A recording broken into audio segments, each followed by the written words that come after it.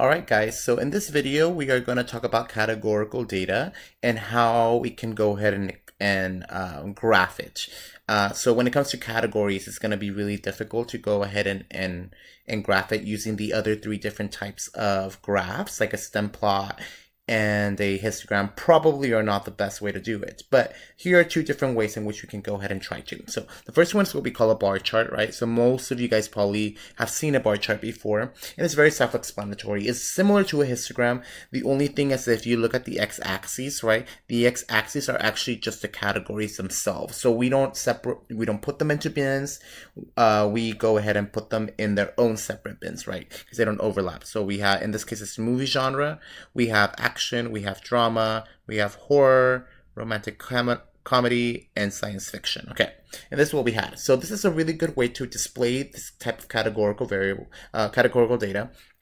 And it seems easy to see as opposed to just seeing it on an Excel file.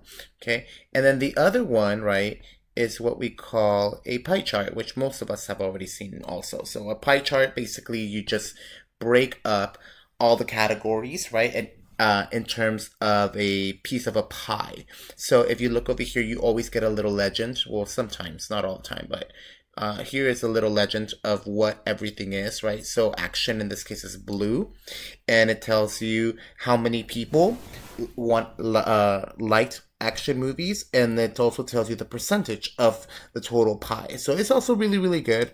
The only thing that I would just suggest or like advise you is that when you're looking at a pie chart, be very careful because if, let's say, the legend was not there, then it would be really difficult to try to see what percentage makes up action and romantic comedy, for example, or horror and science fiction, right? So in this case, action and romantic comedy are actually the same, but just visually our eyes can play tricks on us. So we sometimes want to have some sort of concrete numbers in there. So in this case, I think that the bar chart is much easier to look at just because you can just look at the heights and the frequency is there, right? So whereas if you have the pie chart and if you didn't have the legend, it would be kind of hard to see that action and romantic or comedy are actually the same. So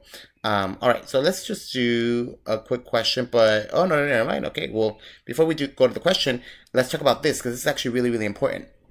Misleading graphs. So be careful when you look at graphs, right? Just in general, especially when you're dealing with categorical variables. So here's two different graphs, right? So if you look at graph number 1, they're actually measuring exactly the same thing. This tells me that a lot of people tend to like hot dogs more than they like, oops, that's an ugly arrow, more than they like pizza, and hardly anyone likes hamburgers. I did not know that, I guess. But this is actually a misleading graph because if you look at the axis on the y-axis, right, first of all, this doesn't even start at a 0. Usually in an x and y axis, at least on the y axis, you always want to start with the 0. And this starts with the 950. So there should also be some sort of speculation here. This is what graph 2 is. Graph 2 actually starts with a 0, has really nice numbers, right? And if you look at this graph itself, right, this graph tells me that, well, there actually isn't any sort of difference between preference of food between people. So just be aware of that. Be aware of the axes. Don't fool yourself with, our eyes play tricks on us. And then you can also see this is going by fives, right? So, I mean, it's just like there's a lot of things that you can go ahead and consider, but just be very, very careful when you look at graphs. And not everything is truthful out there. So believe it or not. So let's do the question. Okay. So the question in this case says, so let me go ahead and lower it a little bit more. Okay, there we go. Oops, lowered it too far. Okay. So the example says, the 2012 General Social Survey asked its respondents to report their political party affiliation. The graph shows the results for 879 men. Okay, so I gave you both. I give you a bar chart and I also give you a pie chart. I gave you a little legend over here too. Don't give you the percentages though. Okay, so it says, which political party affiliation has the most men? Well, this is really easy. All we just got to do is, like, if we were looking at the pie chart, then we would just look at the area at which all of the, which is bigger, right? But if you look at the pie chart, it's kind of hard to see, right? Is it the green one? Is it this orange one? I don't know. So I'm going to look at the bar chart because the bar chart seems a little bit easier to read. And it is, right? Because you can say Democrat not strong is actually the one where the most men are, because this is the highest of all the bars. So in this case, it's going to be Democrat and then not strong. Okay, this is horrible. Why is it? There we go. Democrat not strong. Okay, whatever. Okay, so part B. What political party affiliation has the second highest number of men? Is it easier to determine with the bar chart or with the pie chart? So which one has the second highest number of men? Well, if we look at the bar chart, it's really easy because we can see that it's going to be what? In this case, wait, what was I doing? Yeah, in this case, it's going to be Republican, right? That's what it is. Republican, not strong. Yep, Republican, not strong.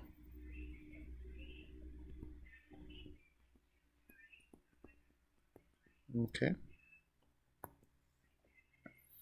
All right, yeah. And then if we look over here, right? Well, we kind of don't have, like, I mean, you can see that this color actually is the one that seems to be the second to greatest, but we still are kind of unsure because, I mean, we can just do it visually. Just visually, we can't really tell anything, right? So the bar chart seems to be the safest way for us to determine or be able to see which one is higher and which one's lower. So in this case, I would just choose bar chart. Bar chart is a better one. Okay. Now, right before you guys all go away, I want to show you guys a couple things. So that's the end for how do we go ahead and visualize things. And what we're going to be doing this upcoming, for some of you Monday, for some of you guys Tuesday, we are actually going to be doing an activity with our data. Okay, so here is some sample data, right, that I had from my previous class, right? And something that we're going to be using Statcrunch. So hopefully all of you guys have Statcrunch by then. And what I want you guys to do, I want you guys to go ahead and try to play around with it, especially with this function. So graph. So if I click on graph, right, you'll see all these so many graphs, right? So, but you'll see the bar chart, you'll see the pie chart, right? You'll see the histogram, the 7-leaf, and the dot plot, right? So what you can go ahead and do, right? I can go ahead and make a histogram with this data, right? And let's see, I want to go ahead and look at height, right? So I'm going to look at height because height is a numeric variable, right? So I'm going to go ahead and compute it, right? I'm going to go ahead and press compute. And this is what I get, right? So I can see that this already did the binning for me. So it so we didn't, I mean, we can choose the binning if we want to, but Statcrunch is pretty good at breaking everything apart. So when it comes to height, everyone whose height is between 50 to 55 are going to be aggregated in here, and so on and so forth. So this is what height kind of looks like. Now, I can go ahead and do other things with it. Let me go ahead and edit. I can choose height, and I can actually group them. I can group them by gender, for example. So let's say I wanted to look at males and females, right?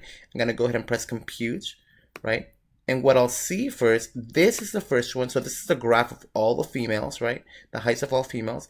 And then if I click on this arrow, this is gonna be the graph of all the males. Ah, pretty cool, huh? Yeah, it's pretty legit. All right, so there's a lot of different things that you can go ahead and do. Now, when I talked about binning, be very careful with the histogram, right? So you don't really need to bin anything, but here, if you go to bins, right, you can go ahead and adjust the width. So let's say I wanted to adjust the width by 1. So that means that's going to be 1 per each. If I go ahead and do that, notice how this is not, you tend to, it's too detailed, right? You don't want to have too much detail, and if I only do it, you don't want to have too much detail. And you also don't want to lose too much information. So the same thing is the other way. So you can go ahead and let me edit this. And instead of the width, maybe I wanted to do it at I don't know, at 20, 10 maybe. Let's do 10. So if I wanted to adjust the width for it to be 10, notice that this doesn't still give us anything, right? It doesn't give us a really good representation of what the entire thing is. So you don't want to make it too detailed where it's kind of crazy, and also have it lose detail when there's nothing that we can really see. So you can adjust the bidding. So you can go ahead and play around with this. You can do the stem plot and anything else that you want to do. The pie chart, this is where we got most of it. So go ahead and play around with this. So most of you guys hopefully have Statcrunch by now. And yeah, this is what we're gonna be doing on Monday or Tuesday, depending on when I see you. So I think that's all for me. I will, and then I'll go ahead and see you next week. No, not next week, next Monday or Tuesday. See, talking to myself to a computer is probably the weirdest thing ever. So yeah, anyways, all right, guys, thank you for listening. Bye bye.